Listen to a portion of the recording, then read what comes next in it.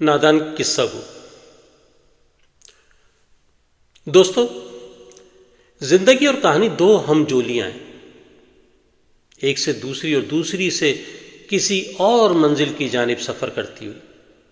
کبھی کہانی میں سے زندگی برآمد ہوتی ہے اور کبھی زندگی میں کہانی کا سراغ ملتا ہے۔ یہ میرا بہت پرانا خیال ہے۔ زندگی ایک سفر مکمل کرتی ہے اور وہیں سے اگلے سفر کی طرف روانہ ہو جاتی ہے، اور کہانی بھی جب کبھی ایک نقطے پر اپنے انجام کو پہنچتی ہے تو وہیں سے ایک نیا آغاز کرتے ہوئے دوبارہ سفر شروع کر دیتی ہے۔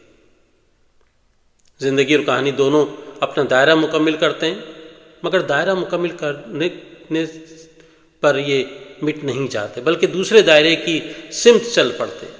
یہ دائرے اسپائرل سرکل کی طرح ہیں، لامحدود، مسلسل ارتقا پذیر، کبھی نہ ختم ہونے والے سلسلے کی طرح۔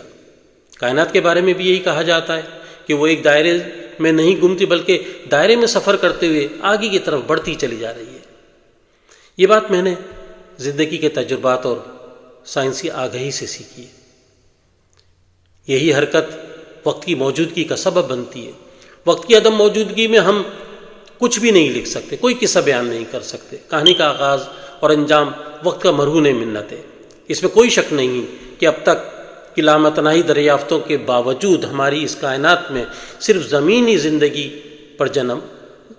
پر ہی زندگی جنم لیتی، اور اس انوکھی اور غیر معمولی زندگی کے شب و روز میں سے کہانیاں وجود میں پاتی ہیں۔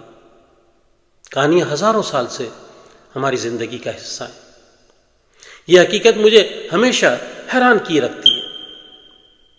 زندگی میں جتنے اسرار ہوتے ہیں اتنی ہی پیچیدگیاں اور کشمکش بھی ظاہر ہوتی ہیں۔